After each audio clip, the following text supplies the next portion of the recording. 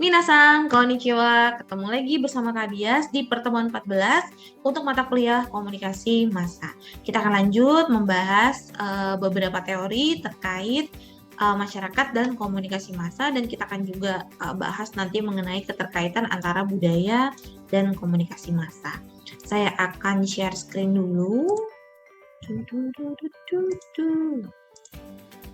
Ya.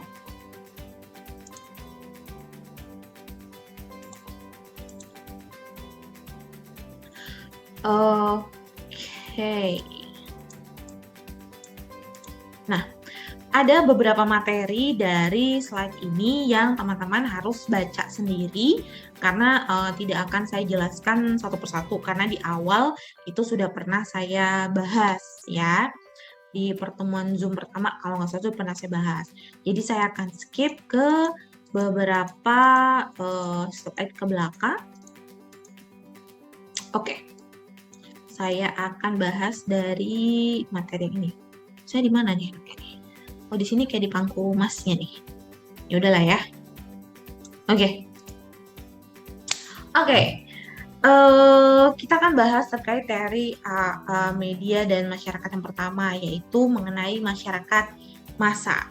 Jadi kalau di dalam teori ini dibilang bahwa masyarakat itu diorganisasi secara sentral dan dalam skala besar. Bagaimana caranya? Ya tadi lewat media massa. Kita bisa mempengaruhi masyarakat lewat media massa, kita bisa memberikan informasi secara massal kepada masyarakat lewat media, kita bisa secara serentak mempengaruhi atau misalnya memberikan informasi, kita bisa dan kalau masyarakat sudah terpengaruh, masyarakat sudah mendapatkan informasi, menggerakkan masyarakat dalam skala besar itu jauh lebih mudah dibandingkan jika kita tidak menggunakan media massa, atau kalau misalnya kita cuma sekedar menginfokannya lewat media-media kecil atau secara langsung dari satu orang ke orang lainnya, itu pasti akan butuh waktu yang lebih banyak. Nah, dalam teori ini dibilang bahwa publik itu terpisah menjadi bagian yang kecil-kecil. Jadi masyarakat itu pasti akan ada segmentasinya masing-masing. Ada masyarakat, ya misalnya kita bagi-bagi dari segi kelas ekonomi sosial, dari segi demografinya mereka, misalnya gender, pendidikan, agama, minat, hobi, dan lain sebagainya. Kemudian media itu akan tersentralisasi dengan transmisi satu arah. Kalau kita lihat nih misalnya di Indonesia saat ini, kita bisa lihat bahwa media itu media-media nasional pusatnya ada di mana? Rata-rata tersentralisasi di wilayah Jakarta. Jadi orang menganggap bahwa ya sentral dari Indonesia itu adalah Jakarta. Padahal Indonesia itu kan sangat luas ya, dan setiap masing-masing wilayah itu mempunyai karakteristik yang berbeda-beda, yang dimana seharusnya tidak hanya diwakili oleh media nasional, tapi media lokalnya itu juga harus bisa berkembang dengan sangat baik, atau bahkan harusnya bisa lebih baik daripada media nasionalnya. Nah, transmisinya juga dianggap satu arah. Kenapa? Karena komunikasi massa di sini anggapannya ya memang komunikasinya bentuknya satu arah, hanya dari komunikator kepada komunikan. Komunikan hanya bisa menerima tanpa bisa memberikan feedback. Nah, pada akhirnya contohnya gini, misalnya ada pernah satu kejadian di wilayah Kalimantan ya kalau nggak salah, ketika pilkada. Ketika pilkada pada saat itu karena yang rame dibicarakan di media nasional adalah pilkadanya wilayah Jakarta Barat, di mana waktu itu pilihannya adalah Ahok sama Anies ya kalau nggak salah, atau Ahok sama siapa? Iya, Ahok dan Anies kalau nggak salah waktu itu. Nah, kemudian ada salah satu bapak di wilayah Kalimantan yang mungkin dia berpikir bahwa ya memang gubernur di Jakarta dengan gubernur di sini sama, karena yang dia lihat lagi-lagi lebih banyak mengenai pilkada di Jakarta, bukan di daerahnya sendiri. Dia bertanya sama panitia pilkada pada saat itu di daerahnya, kok nggak ada Ahok, saya mau milih Ahok. Dan kata panitia, loh Pak, kita kan bukan di Jakarta, Ahok itu untuk gubernur Jakarta. Dan bapaknya iya tapi saya maunya pilih Ahok karena selama ini yang saya lihat bagus itu Ahok. Lah, bagaimana Pak? Bapak kan nggak tinggal di Jakarta, jadi yang dipilih bukan Ahok. Ya, itu salah satu akibat dari media yang tersentralisasi. Nah, kemudian orang menjadi bergantung pada media untuk identitas mereka. Ada masanya misalnya ketika orang itu menggunakan media sebagai alat untuk menunjukkan identitas mereka. Oh, gue pembaca female loh, misal. Oh, gue pembaca femina. Oh, gue pendengarnya Prambors. Oh, gue penontonnya RCTI misalnya dan sebagainya. Karena mereka sangat bergantung pada media untuk identitas mereka. Dan ada yang mengatakan bahwa di dalam teori ini, di dalam masyarakat massa, media itu digunakan untuk memanipulasi dan mengontrol masyarakat. Ya, karena tadi ya medianya tersentralisasi, transmisinya satu arah, orang jadi sangat tergantung dengan media massa. Dan akhirnya masyarakat diorganisasi secara sentral dan dalam skala besar. Ya, ujung-ujungnya medianya pasti digunakan untuk memanipulasi dan mengontrol masyarakat. Oke, lalu ada teori terkait media dan masyarakat yang kedua, yaitu Marxism dan ekonomi politik. Kalau di dalam teori ini dikatakan bahwa kontrol ekonomi dan logika menjadi kekuatan penentu utama. Nah, jadi penentu bagaimana media itu digunakan, yang terutama adalah siapa yang pegang kekuasaan ekonomi.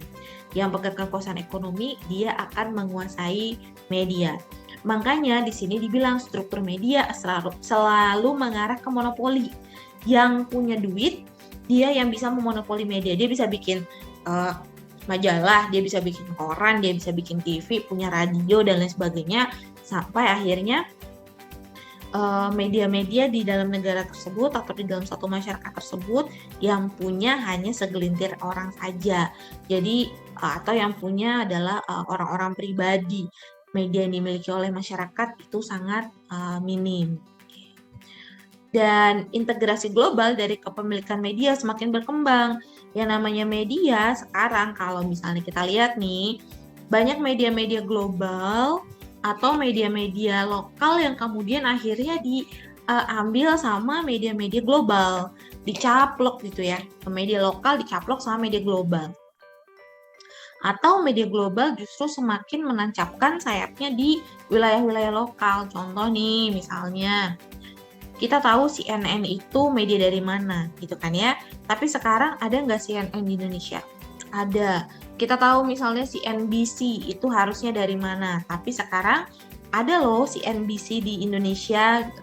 Kita tahu BBC itu di mana, sekarang bahkan ada BBC di Indonesia gitu. Meskipun mungkin bukan dalam bentuk perusahaan media yang bentuknya TV atau radio gitu, tapi BBC-nya dia dalam bentuk media online ada, sosial yang bentuknya sosial media itu juga ada. Bahkan kalau nggak salah BBC, bukan BBC, VOA, Voice of America itu juga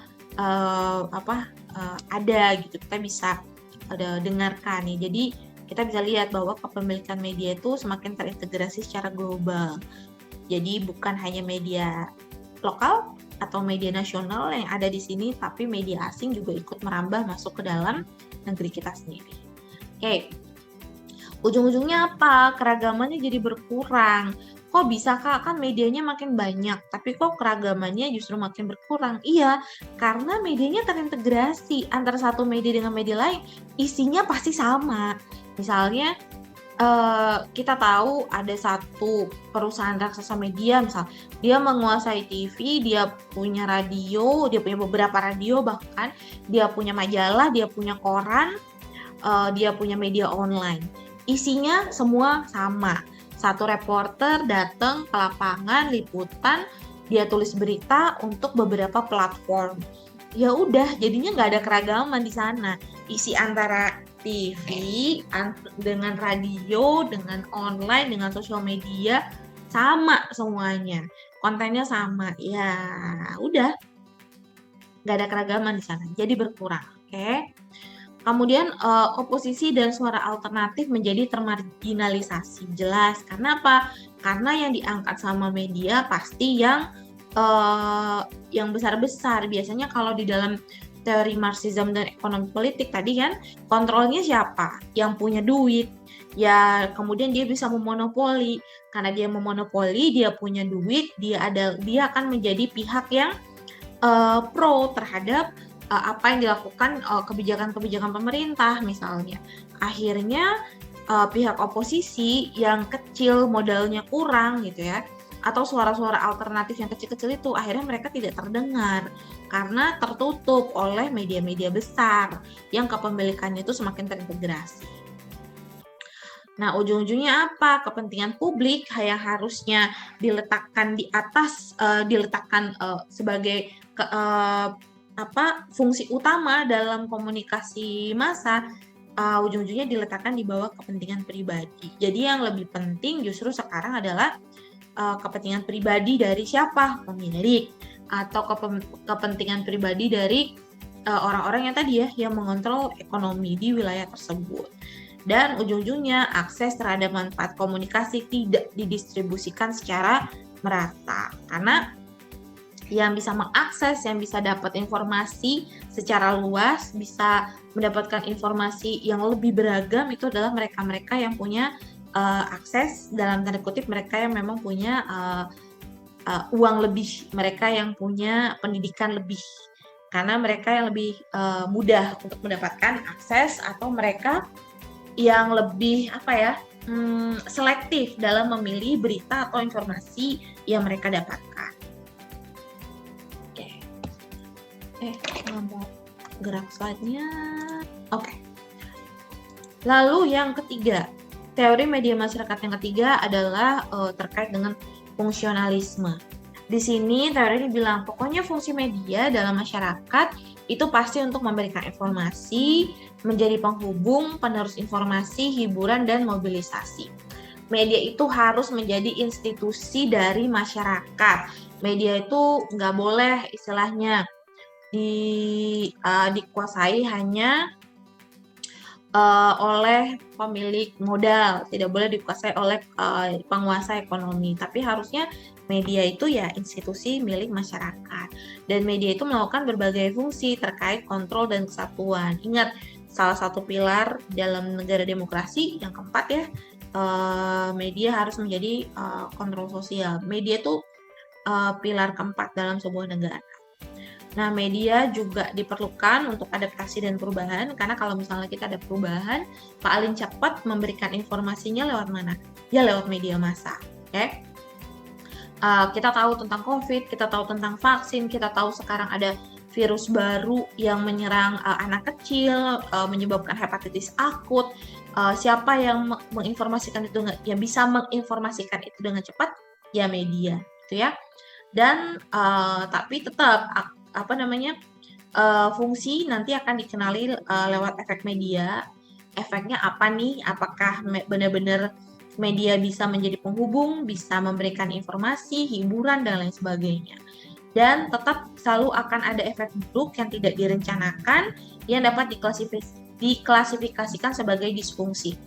Mungkin media sebenarnya tujuannya hanya untuk memberikan informasi sebanyak-banyaknya misalnya. Tapi kalau medianya itu tidak di-manage dengan baik, informasi yang misalnya belum jelas bisa saja sudah disebarkan oleh media atas nama kecepatan berita gitu, kecepatan informasi gitu, yang penting masyarakat tahu dulu misalnya, padahal sebenarnya itu informasinya belum belum divalidasi, belum dilihat lagi, dicek kebenarannya. Jadi ada disfungsi di sana, ujung-ujungnya menjadi hoax misalnya beritanya. Oke. Atau kita mau memberikan hiburan ke masyarakat tapi nggak dicek lagi ini hiburannya layak atau enggak untuk ditayangkan. Misalnya, sebenarnya ini hiburannya nggak boleh nih buat anak-anak, tapi tetap ditayangkan di jam ketika anak-anak banyak menonton. Nah, itu yang harus dilihat, jangan sampai menjadi efek buruk di sebuah media. Lalu yang keempat, teori terkait media dan masyarakat yaitu konstruksi aduh saya paling susah nih kalau ngomong kalimat kata yang panjang ini, konstruksionisme sosial. Oke. Teori ini bilang bahwa masyarakat itu merupakan sebuah konstruksi. Jadi apa yang ada di masyarakat itu dikonstruksi oleh media. Kenapa masyarakat disebut sebagai hasil sebuah konstruksi? Jadi dalam teori ini bilang bahwa ya media yang memberikan bahan untuk konstruksi realitas. Kita melihat bagaimana perempuan ditampilkan di media. Kita melihat bagaimana laki-laki atau sosok maskulin ditampilkan di media. Kita melihat bagaimana perempuan yang cantik itu seperti apa. Kalau orang-orang yang kulit hitam karakternya gimana. Kalau masyarakat Cina misalnya mereka kebiasaannya seperti apa. Nah, itu yang kemudian mengkonstruksi realitas kita gitu. Kita melihat bahwa perempuan cantik itu harus kayak gini ya. Maka karena saya ingin cantik, maka saya harus seperti itu. Kulit saya harus putih, rambut saya harus lurus dan lain sebagainya. Padahal apa iya realitanya seperti itu? Kan enggak, oke? Nah, makna-makna tersebut diberikan oleh media, namun balik lagi ke masyarakatnya, mereka mau langsung menerima, menegosiasi atau langsung menolak gitu ya. Bisa aja meskipun media menyampaikan seperti itu, tapi kalau masyarakat yang sudah terdidik, misalnya mereka bisa bernegosiasi, nggak gini deh kayaknya, ntar dulu, saya mau cari dulu informasinya. Atau justru ditolak mentah-mentah, nggak bener nih medianya. Atau justru malah ya diterima apa adanya, karena mereka tidak punya wawasan dari tempat lain. Mereka tidak punya alternatif informasi dari tempat lain. Dan media secara selektif mereka mereproduksi makna tertentu. Makna-makna yang ingin disampaikan media atau makna-makna yang memang ingin dikonstruksi oleh media, itu mereka akan produksi terus-menerus. Kalau nih misalnya media masih ingin menyampaikan kepada masyarakat bahwa cewek itu gak bagus loh kalau terlalu mandiri, cewek itu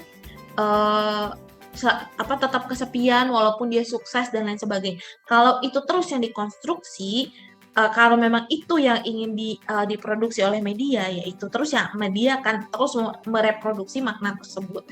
Tapi kalau misalnya medianya lebih feminis, ya mungkin mereka tidak akan mereproduksi makna seperti itu. Justru yang lebih diulang-ulang adalah untuk mengingatkan bahwa mau cewek, mau cowok, kita setara gitu ya. Kita sama-sama bisa sukses, kita sama-sama bisa punya peran di rumah ataupun di luar.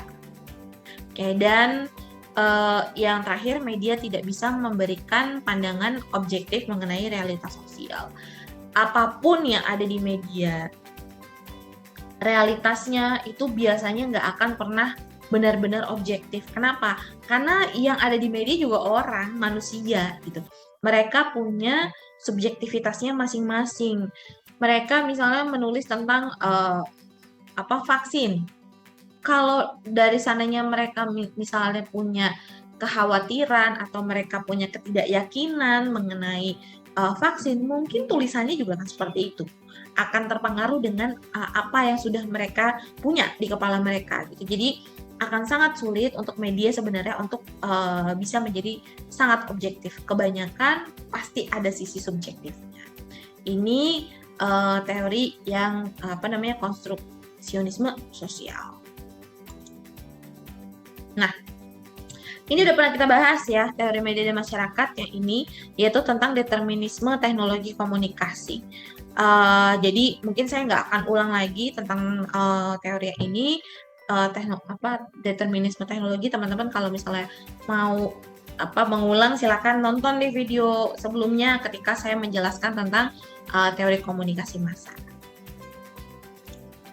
Nah, yang keenam yaitu teori komunikasi massa, yaitu masyarakat informasi. Ini teori terakhir yang akan saya bahas.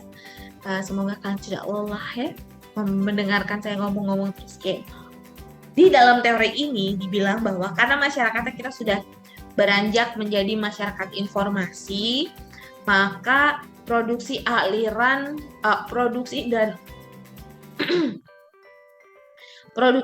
aliran informasi itu meningkat. Kenapa? Karena masyarakat hidup dari informasi.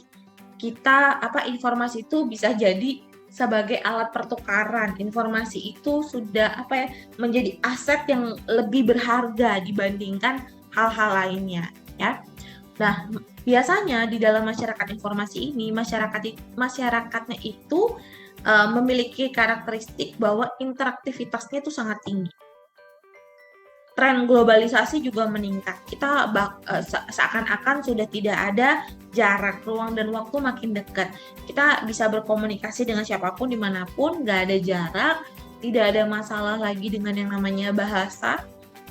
Kalau sekarang mungkin belum semua, karena masih banyak orang-orang yang belum bisa menggunakan bahasa-bahasa internasional seperti bahasa Inggris, misalnya sederhananya bahasa Inggris gitu. Banyak orang yang masih belum pede, belum yakin, atau nggak berani berkomunikasi dalam bahasa Inggris. Padahal sekarang bahasa Inggris itu bukan sekedar bahasa ya, tapi alat untuk kita berkomunikasi. Nah, jadi di dalam masyarakat informasi anggapannya seperti itu, bahwa ya yang kita pertukarkan setiap hari itu bukan lagi hal-hal seperti sandang pangan papan, tapi ya memang informasi ini yang menjadi aset yang paling berharga di dalam masyarakat informasi. Nah, saya akan melanjutkan penjelasan mengenai kaitan antara komunikasi massa dan budaya di video berikutnya. Teman-teman semoga nggak capek ngikutin saya ngoceh, mungkin udah 20 menitan ya ini, terkait teori media dengan masyarakat. Tadi saya menjelaskan ada 6 teori, semoga bisa dipahami dengan baik. Selalu diingat, ini adalah pengenalan teori. Nanti kalau teori yang lebih detailnya lagi seperti apa, teman-teman akan dapatkan di mata kuliah teori komunikasi, ya. Semoga mudah dipahami. Jangan lupa tulis nama kalian di kolom komentar supaya saya tahu siapa saja yang sudah benar-benar menonton video ini. Dan kita ketemu di video berikutnya. Dadah!